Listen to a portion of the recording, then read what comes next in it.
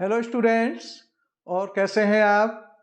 देखिए, आज का ये जो वीडियो है उसमें लेक्चर 14 क्लास 11 से रिलेटेड है।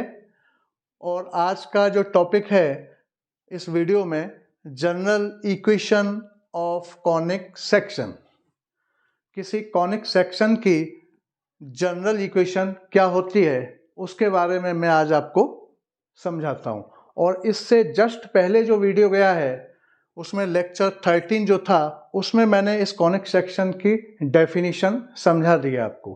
ठीक है, तो आज हम इस वीडियो में कॉनिक सेक्शन की जनरल इक्वेशन क्या होती है उसके बारे में मैं आपको समझा देता हूँ। तो देखिए जरा, तो इस कॉनिक सेक्शन जो आपका कॉनिक सेक्शन है इसकी जनरल इक्वेशन ये मैंने यहाँ सारा सिस्टमेटिक लिख दिया है, बस मैं इसको अभी आपको फटाफट समझा देता हूँ। देखिए जरा, तो the general equation of second degree, ये general equation of second degree किसकी है?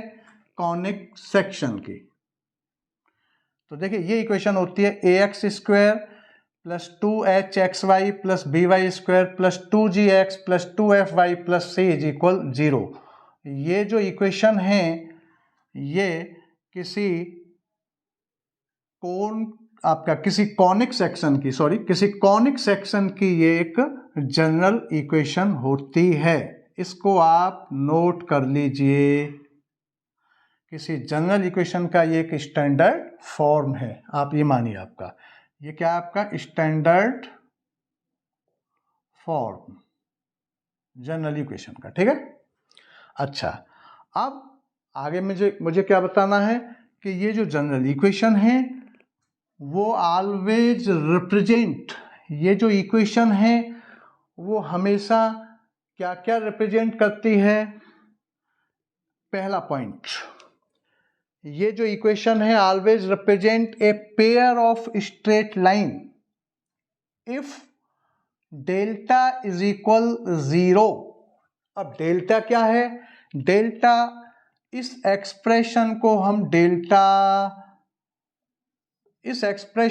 डेल्टा से रिप्रेजेंट करते हैं। ठीक है, तो कहने का मतलब मेरा ये है कि ये जो इक्वेशन है वो pair of straight line means 2 straight line को रिप्रेजेंट करती है यदि इस डेल्टा की वैल्यू 0 के इक्वल होती है या इस एक्सप्रेशन की वैल्यू 0 के इक्वल होती है। ये पूरा एक्सप्रेशन डेल्टा से रिप्रेजेंट हो रहा है। क्लियर हो गया? ठीक, अच्छा, अब एक विशेष बात ध्यान रखें कि ये जो पेयर ऑफ स्ट्रेट लाइन, ये जो फर्स्ट पॉइंट है इसको आप केस फर्स्ट मान लीजिए, एक तरह से आप ये समझ लीजिए। क्यों? क्योंकि पेयर ऑफ स्ट्रेट लाइन जो है वो जब ही रिप्रेजेंट करेगी जब डेल्टा इज इक्वल 0 होगा। ये जो इक्वेशन, क्लियर हो गया? और उसके अलावा ये सारे जो केसेस हैं नीचे जो लिखे हुए हैं सारे, इसके जस्ट नीचे जो आपका second, third, fourth, fifth, sixth, ये जो केसेस हैं इनमें मैं याद करने के लिए बता रहा हूँ, एक याद करने का बड़ा सिंपल तरीका। इन सभी में आप देख रहे होंगे कि डेल्टा, इसमें यही इक्वेशन, ये जो इक्वेशन है एक सर्कल को रिप्रेजेंट करती है if delta is not equal to 0। ठीक है ना, पैराबोला को रिप्रेजेंट करती है, मतलब सभी में delta is not equal to 0, delta is not equal to 0, delta is not equal to 0, delta is not equal to 0, delta is not equal to 0। केवल पेयर ऑफ स्ट्रेट लाइन में ही delta is equal 0 है। तो ये मैंने इनको अलग अलग, इसलिए इसको आप केस फर्स्ट मान लो और इससे केस आप इन सबको, इन सारी जो है ना इनको आप केस सेकंड मान लीजिए। आप एक याद करने के हिसाब से बता रहा हूँ मैं आपको। ठीक है, अच्छा, अब यही इक्वेशन एक सर्कल को कब रिप्रेजेंट करती है कि delta is not equal to 0। ये तो रहेगा ही, ये तो सब में ही है, मैंने बताया आपका। लेकिन और भी कुछ सेटिस्फेक्शन, और भी कुछ सेटिस्फाइड करना है कि a इज इक्वल b होना चाहिए। इसमें एक्स स्क्वायर का जो कोफिशिएंट है और वाई स्क्वायर का कोफिशिएंट है इस इक्वेशन में, वो दोनों इक्वल होने चाहिए। और h जो है, एक्स वाई का जो कोफिशिएंट है 2h, इसकी वैल्यू 0 होनी चाहिए। तब आपका ये इक्वेशन एक सर्कल को रिप्रेजेंट करती है। क्लियर हो गया?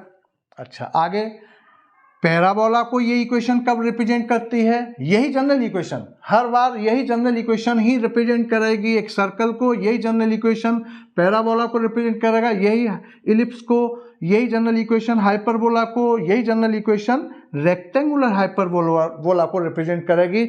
लेकिन ये कंडीशंस जो दे रखी हैं, इफ के बाद जो कंडीशन है, इफ के बाद जो कंडीशन है, ये सारी कंडीशन सेटिस्फाइड होना चाहिए। क्लियर हो गया? तो सर्कल के लिए मैंने डेल्टा, ये तो रही इसमें, लेकिन a इज इक्वल बी और h इज इक्वल 0 होना चाहिए। उसके बाद पैराबोला को कब रिप्रेजेंट करती है ये जनरल इक्वेशन? कि delta is not equal to 0, delta 0 के बराबर नहीं होना चाहिए, और h square is equal a भी होना चाहिए। तो एक पैराबोला को रिप्रेजेंट करती है ये इक्वेशन, ठीक है। उसके बाद आगे इलिप्स को कब रिप्रेजेंट करती है? कि ये तो है ही, delta is not equal to 0, यहाँ h square is equal A B, यहाँ H square is less than A B हो, बस इतना फर्क है दोनों में। तो इलिप्स को रिप्रेजेंट करती है यही इक्वेशन। और ये हाइपरबोला को if delta is not equal to 0, ये तो है ही, लेकिन H square is greater than A B, इसका जस्ट उल्टा है ये, ठीक है। और रेक्टेंगुलर हाइपरबोला को कब रिप्रेजेंट करती है? कि ये कंडीशन तो है ही रेक्टेंगुलर हाइपरबोला में, देखो delta is not equal to 0 और H square is greater than A B, H square is greater than A B, यहाँ तक तो है। लेकिन एक कंडीशन ये और फॉलो होना चाहिए, ए प्लस बी इज इक्वल 0 होना चाहिए।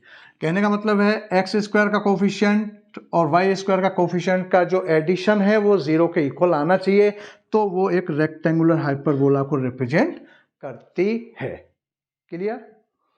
अच्छा, अब देखो, और ये तो क्लियर हो गया ना, ये सारे के सारे सेकंड, थर्ड, फोर्थ, फिफ्थ और सिक्स्थ, ये मैंने सभी एक सेकंड केस में रख दिए और ये एक फर्स्ट केस में रख दिया, क्योंकि ये पेयर ऑफ स्ट्रेट लाइन को रिप्रेजेंट करेगा जब डेल्टा इज इक्वल 0 होगा। और डेल्टा क्या है? ये एक्सप्रेशन है, ठीक है। और यहाँ A B C F G H ये सब क्या है? आर्बिट्रेरी कांस्टेंट है। ये जनरल इक्वेशन है ना, तो इसमें X square, Y square, X Y, इन सब के जो कोफिशिएंट हैं ये मैंने आर्बिट्रेरी कांस्टेंट ले लिए हैं। जनरल इक्वेशन तो आर्बिट्रेरी कांस्टेंट होते हैं, ठीक है। अब ये जनरल इक्वेशन मीन्स एक फैमिली को रिप्रेजेंट कर रही है। ये इक्वेशन कॉनिक सेक्शन की एक फैमिली को रिप्रेजेंट कर रही है, हम ये कह सकते हैं। अब उस फैमिली से में से कोई मेंबर्स, कोई पर्टिकुलर इक्वेशन अगर हमें लेना है तो हम A H B G F C की न्यूमेरिकल वैल्यू लेंगे, ठीक है। तो मैं एक यहाँ इसको एक क्वेश्चन से समझा भी दूंगा कि इनमें से किसको रिप्रेजेंट कर रही है। क्वेश्चन लेते हैं, उसके बाद हम उसको समझा देंगे, ठीक है। अच्छा, एक बात और ध्यान करिए, याद करने का मैंने इसलिए ये लिखा है कि केवल आपके दिमाग में बैठ जाए ये चीज़, आप केवल याद कर लो इसको। अब देखो, ये बिल्कुल अलग अलग कैटेगरी हो गई एक तरह से, यहाँ से ये अलग हो गया पूरा सिस्टम। अच्छा, अब देखो यहाँ पैराबोला, इलिप्स और हाइपरबोला, इन तीनों के लिए ये जो सिस्टम है, ये delta is not equal to 0, delta ये तो सब में ही है, यहाँ तक है। लेकिन ये यहाँ इज इक्वल 0, यहाँ लेस देन, यहाँ ग्रेटर देन, ये क्या है सिस्टम? तो देखो, इसको आप ऐसे भी याद कर सकते हैं कि देखो पैराबोला की बात जब हो रही है तो पैराबोला में मैंने क्या बताया था, ये पैराबोला, जस्ट देखो पैराबोला के सामने मैंने एरो लगाया, ये पैराबोला को देखिए। तो पैराबोला में ई जो है, ई मीन्स इसेंट्रिसिटी, ऐसे लिख दीजिए आपको, इसेंट्रिसिटी, इसेंट्रिसिटी, इसको हम ई से डिनोट करते हैं, ठीक है। इसेंट्रिसिटी क्या होती थी? 1 के इक्वल होती थी। ऐसे याद करिए आप, देखिए यार, आप इसेंट्रिसिटी आप ऐसे मान लो, केवल याद करने के लिए समझा रहा हूँ मैं इसको, कैसे भी ये मेमोरी में आना चाहिए आपके, ठीक है ना। ये सारा डाटा आपके दिमाग में सेट होना चाहिए। देखो, ये एच स्क्वायर को आप मान लीजिए ई, जस्ट थोड़ी देर के लिए आप ई मान लो, और ए बी को मान लीजिए आप 1। ये आपका एक तरह से हमने ई मान लिया, ये आपका 1 मान लिया। याद करने के तरीके बता रहा हूँ। तो देखो पैराबोला में देखो, यहाँ H square is equal A B, यहाँ भी इक्वल साइन है, और इसेंट्रिसिटी क्या था? जो रेशो था, ठीक है ना, किसी पॉइंट का फोकस से डिस्टेंस और वो किसी पॉइंट की फोकस से डिस्टेंस और उसी पॉइंट की किसी लाइन से डिस्टेंस का जो रेशो था उसको हम ई कहते थे। इससे जस्ट पहले वीडियो में जो मैंने बताया है आपको, एस पी अपॉन में पी एम जो बताया था मैंने, वो ई रहता था, ठीक है ना। तो ये आपका ई देखो यहाँ पर 1 आ रहा है, ठीक है। तो देखो ये आपका एच स्क्वायर इज इक्वल, या इक्वल साइन यहाँ भी लगा हुआ और इक्वल साइन यहाँ भी लगा हुआ है। मैं ऐसे दोनों में इसेंट्रिसिटी के लिए भी यही रिलेशन एक तरह से इक्वलिटी का दोनों में सेम है। मैं याद करने का सिस्टम बता रहा हूँ। आगे आप देखें जरा, इलिप्स में क्या था कि इसेंट्रिसिटी इलिप्स के अंदर, अब मैं इलिप्स वाली बात पे आ रहा हूँ सेकंड इस पर। इलिप्स में क्या था, वहां लेस देन 1 होता था, ठीक है ना। तो ये हमने क्या मान लिया है, थोड़ी देर के लिए ई मान लिया है और ये आपका 1 मान लिया है। तो देखो यहाँ भी लेस देन 1 है और यहाँ भी लेस देन 1 है, दोनों को मैच करिए, यहाँ इक्वल है यहाँ भी इक्वल है। हाइपरबोला के लिए वहां क्या था, ई इज ग्रेटर देन 1 था। तो देखो यहाँ इसको हमने ई मान लिया थोड़ी देर के लिए, यहाँ 1 मान लिया, ये है नहीं लेकिन मान लिया उसको याद करने के लिए। तो देखो यहाँ ई इज ग्रेटर देन 1, तो देखो H square is greater than A B. तो देखो यहाँ ग्रेटर का साइन तो यहाँ भी ग्रेटर का साइन, यहाँ लेस का साइन तो यहाँ लेस का साइन, यहाँ इक्वल का साइन तो यहाँ भी इक्वल का साइन। ऐसे आप इसको याद करेंगे, ठीक है। अच्छा, और रेक्टेंगुलर हाइपरबोला में वही कंडीशन यहाँ पर भी है कि ये not equal, delta is not equal, और ये आपका एच स्क्वायर इज ग्रेटर, ये तो है ही, लेकिन ए प्लस बी ये एक और एक्स्ट्रा है बस। तो ऐसे आप इसको याद करें। क्लियर हो गया, समझ में आ गया होगा। अब मैं यहाँ एक क्वेश्चन लेता हूँ कि ये कैसे represent, always represent a conic section. ये सब के सब क्या है कि फर्स्ट से लेकर और आपका 6 तक ये सब एक कॉनिक सेक्शन के एक तरह से टाइप है, ठीक है ना।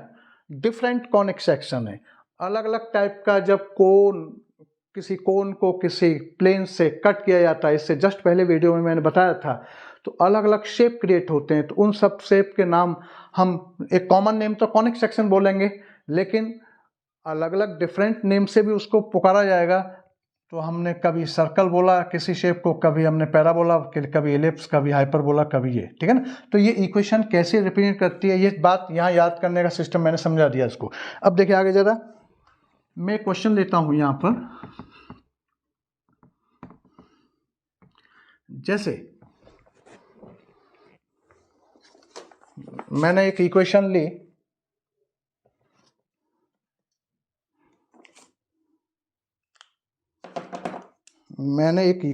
ली, कि आपका एक्स स्क्वायर और plus Y square, X square plus Y square minus 2xy और प्लस का 20x प्लस का 10 इज इक्वल 0। ये मैंने एक इक्वेशन ली, सेकंड डिग्री इक्वेशन, ठीक है। अच्छा, इसको सेकंड डिग्री क्यों कहते हैं, क्या general equation of second degree word आ रहा है ना, सेकंड डिग्री, क्योंकि यहाँ हाईएस्ट जो पावर है वो x का कितना है 2, यहाँ पर भी देखो ये 2 है, और यहाँ 1 और 1 मिला करके ये दोनों 2 हो गए, ठीक है ना। तो सेकंड डिग्री, लेकिन इस टर्म में देखो यहाँ 1 है पावर, यहाँ 1 है, 1 भी हो सकती है, लेकिन हाईएस्ट जो डिग्री है, हाईएस्ट जो पावर वाले टर्म है वो 2 है। हाईएस्ट जो है ना, जैसे इसमें 2 है, इसमें 2 है, इसमें 2 है, इसमें 1 1 चलेगा, लेकिन हाईएस्ट टर्म जो है वो 2 डिग्री 2 आपका पावर वाले हैं, इसलिए हमने इसको इक्वेशन ऑफ सेकंड डिग्री बोला, ठीक है ना। और homogeneous equation of second degree क्या होगा, homogeneous equation of second degree में ये सारे के सारे टर्म खत्म हो जाएंगे, केवल इतना पोर्शन। होमोजीनियस में फिर हर टर्म में पावर जो है ना वो इक्वल होना चाहिए। देखो यहाँ 2 है, यहाँ 1 और 1 2, और यहाँ 2, तो 1 वाला जो पावर 1 है, ये टर्म और ये टर्म, इन सब टर्म्स को वहां से हटा देंगे। तो ये केवल इतना पोर्शन जो है वो होमोजीनियस आपका सेकंड डिग्री इक्वेशन कहलाएगी। वो जनरल वर्ड हट जाएगा वहां से, homogeneous equation of second degree, ठीक है ना। इसको हम फिर इतने पोर्शन को हम क्या बोलेंगे, ये पोर्शन जो है आपका ऐसा भी लिख सकते हैं, होमोजीनियस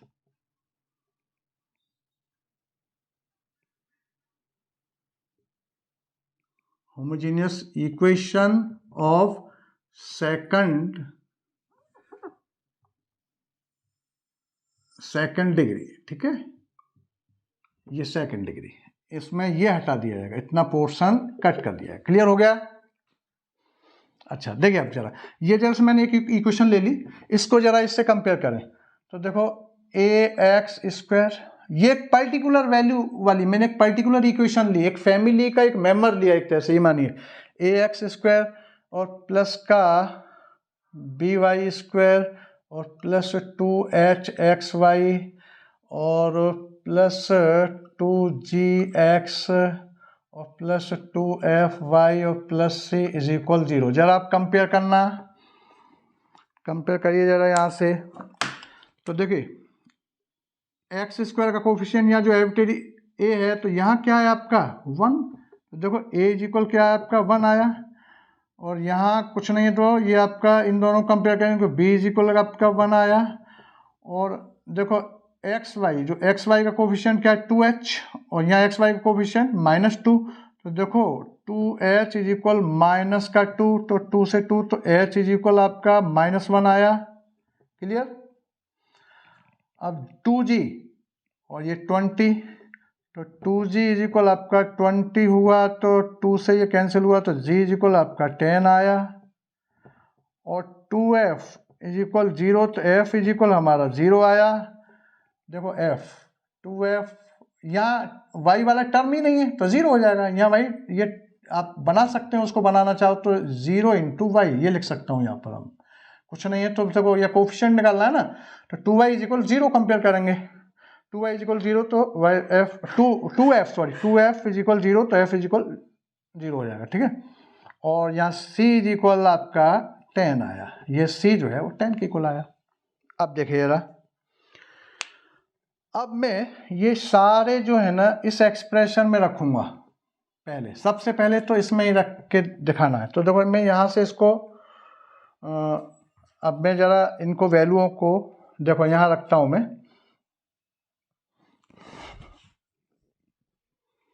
देखो मैं यहाँ से इसको मिटाई देता हूँ, ये इतना मिटाई देता हूँ मैं। देखिए जरा, तो यहाँ जरा एक्सप्रेशन डेल्टा, ये क्या है, डेल्टा बराबर ABC plus 2FGH minus A, इसको यहाँ लाइन खींच दो, AF² minus BG² minus CH²। ठीक है ना? अब जरा वैल्यू रखना है इसमें ABC, तो देखो A कितना है 1, B कितना है 1 और C कितना है C ये रहा, तो देखो 1 × 10 ये आ गया आपका प्लस 2। अब देखो f है यहाँ पर, f क्या है, यहाँ f की वैल्यू क्या है भाई, f इज इक्वल क्या आपका 0 है, तो f यहाँ 0 तो ये पूरा 0 कर देगा, f की 0 h और जो भी कुछ है पूरा 0 हो गया ये। ठीक है ना भाई, f g और जो भी ये नॉन 0 होगा, लेकिन f मल्टीप्लाई होगा तो 0 कर देगा ये पूरा। उसके बाद देखो यहाँ भी 0 कर देगा, यहाँ भी f आ रहा है, माइनस b कितना है 1, b 1 है, और g की वैल्यू आपका ये रहा, g ये आपका 10, तो देखो ये 10 का ये स्क्वायर, 10 का स्क्वायर हो गया, 10 का स्क्वायर माइनस c जो है 10, h आपका -1 का और स्क्वायर। ठीक है ना, स्क्वायर हो रहा है ना, h की वैल्यू -1 तो h का स्क्वायर तो -1 का स्क्वायर। अब देखिए जरा ये कितना कैलकुलेशन हो गया, 10 आया ये, और ये पूरा 0, ये पूरा 0 हो गया, और यहाँ माइनस का ये देखो ये 100, 10 का स्क्वायर 100 हो जाएगा, माइनस का 100 हो जाएगा, और ये आपका यहाँ माइनस का ये 10, देखो ये -10 और ये प्लस हो जाएगा, यहाँ इंटू है तो माइनस, तो देखो -10 और +10 कैंसिल हुआ, तो डेल्टा क्या है आपका, डेल्टा इज इक्वल माइनस का 100 आ रहा भैया, डेल्टा क्या आ रहा माइनस का 100, और डेल्टा इज इक्वल जो वैल्यू आ रही है माइनस का 100 और -100 इज नॉट इक्वल टू 0। भाई ये जो पूरा एक्सप्रेशन को हमने सॉल्व किया, ठीक है ना, तो ये इस जनरल इक्वेशन से हम इस कोई भी इक्वेशन होगी उसको हम कंपेयर करेंगे, और ABC HGHF इन सब की वैल्यू निकालेंगे जो आर्बिट्रेरी कांस्टेंट है, कंपेयर करके किसी इक्वेशन से, और इस एक्सप्रेशन में रख देंगे। रखने के बाद में ये पूरा 0 आ रहा है, तो एक पेयर ऑफ स्ट्रेट लाइन को रिप्रेजेंट करेगी ये इक्वेशन, सीधा सा। फिर और कुछ नहीं चेक करना था, केवल यही डेल्टा अगर किसी तरीके से 0 आ जाता यहाँ पर तो ये पेयर ऑफ स्ट्रेट लाइन को रिप्रेजेंट करता, लेकिन 0 नहीं आ रहा। ये क्या आ रहा है, डेल्टा की वैल्यू आ रही है -100। -100 क्या है, इज नॉट इक्वल टू 0 भाई। डेल्टा इज इक्वल -100 आ रहा, -100 इज नॉट इक्वल टू 0, इसका मतलब है delta is not equal to 0। ये कंडीशन कहने का मतलब स्ट्रेट लाइन तो है नहीं, पेयर ऑफ स्ट्रेट लाइन जो टू पेयर्स जो आपका जो टू लाइंस जो स्ट्रेट लाइंस जो रिप्रेजेंट करता है या pair of straight line represent करता है वो नहीं है, क्योंकि यहाँ इज इक्वल 0 आना चाहिए। तो ये केस तो खत्म हो गया। अब इन सब में से किसी को चेक करेंगे। तो देखिए जरा, तो पैराबोला के लिए हम मान लो चेक करना चाह रहे हैं, तो देखो ये तो कंडीशन इसमें भी पैराबोला में रहती है, इज नॉट इक्वल टू 0। अब देखो जरा एच स्क्वायर और इसको जरा देखना, एक कंडीशन ये भी फॉलो हो रही है, ये तो हो ही रही है। ये अगर हो रही है तो पैराबोला है। अगर ये दोनों इक्वल नहीं आ रहे हैं तो फिर अब इन दोनों में से कुछ ना कुछ होगा, ऐसा चेक करते हैं। अगर ये H square is not equal to A B नहीं आ रहा तो H square is less than A B होगा, या H square is greater than A B होगा, या आपका H square is greater than A B और A plus B is equal 0 rectangular hyperbola, वो भी होगा। कुछ ना कुछ हो सकता है आगे। सब कंडीशंस को एक साथ देखना है जो फॉलो हो, ठीक है। अब देखो जरा, आपका H square is equal A B जरा इसमें रखना, तो देखो लेफ्ट हैंड साइड इसमें रखना, लेफ्ट हैंड साइड इसमें रखिए आप जरा इसको। तो h की वैल्यू कितना है, h इज इक्वल -1 का स्क्वायर मतलब आपका 1। अब यार राइट हैंड साइड में रखो जरा इसको, तो ए बी ए 1 है बी 1 है, तो 1 × 1 मतलब आपका 1। कहने का मतलब है left hand side is equal right hand side, ठीक। इसका मतलब H square is equal A B. ये कंडीशन फॉलो हो रही है, ये कंडीशन फॉलो हो रही है। मीन्स कौन सी कंडीशन में आ रहा है, पैराबोला। ये कंडीशन एंड ये कंडीशन फॉलो हो रही है। तो ये जो इक्वेशन है, ये जो सेकंड डिग्री इक्वेशन है, वो पैराबोला को रिप्रेजेंट करती है। कॉनिक सेक्शन का एक टाइप पैराबोला है जिसको ये इक्वेशन रिप्रेजेंट करती है। तो ऐसे हम इनको करते हैं, ठीक है। तो बस आज के लिए इतना ही, और ये इस वीडियो में बस इतना ही। और ये वीडियो अगर पसंद आया हो तो इसको लाइक करिए, सब्सक्राइब करिए और शेयर करिए, और बेल आइकन बटन दबाना मत भूलिए। Thank you.